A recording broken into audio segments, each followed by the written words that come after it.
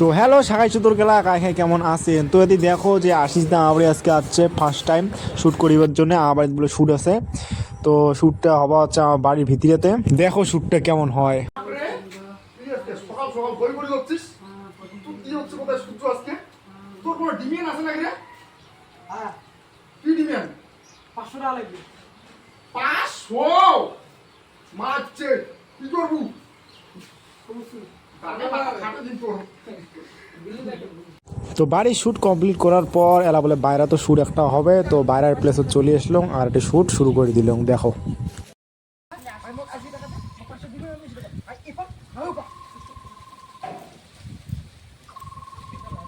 Shoot টুট complete করার পর সবাই হাত ঠ্যাং ধুইলে এবং হাত ঠ্যাং ধোয়ার পর আমার বাড়িতে হালকা টিফিনের ব্যবস্থা করছে।